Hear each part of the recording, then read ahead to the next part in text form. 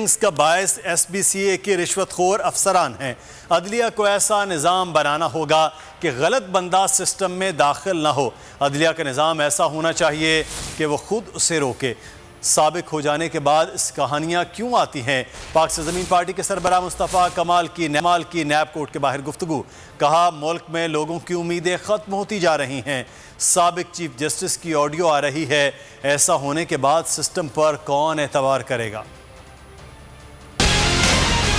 मुल्क में audios and videos की लीक का दौर है। आला तरीन इदारों के आला तरीन लोगों की तमाम ये बातें, ये लीक्स आ रही हैं बाहर। एक्स जो हमारे फॉर्मर चीफ जस्टिस हैं पाकिस्तान के, साकिब निसार साहब, उनके हवाले से आजकल ये सारा कुछ चल रहा है। उससे पहले हमने इसी रीसेंट पास में देखा है कि ex chief justice Iftikhar Chaudhry साहब के बड़ी कहानियां थी। पाकिस्तान के लिए, लोगों के लिए, पाकिस्तानियों के लिए ये बहुत ही बड़ा लम्हा फिक्रिया है। निज़ाम ऐसा हो, अदलिया का निज़ाम ऐसा हो कि वही उसे रोके। हालिया इस एक डेकेड के अंदर, 10 साल के अंदर, एक डेकेड में 2 फॉर्मर चीफ जस्टिस की कहानी सब लोगों को पता है। किरदार क्या है? ये किरदार देखे बगैर अगर आप फैसले करोगे किसी की शक्ल देखकर कि वो फला वजीर अच्छा है, वजीर आज़म अच्छा है, फला MP अच्छा है, फला अफसर अच्छा है, किरदार उसका जाती मसला है, तो यही होगा जो पाकिस्तान में हो रहा है।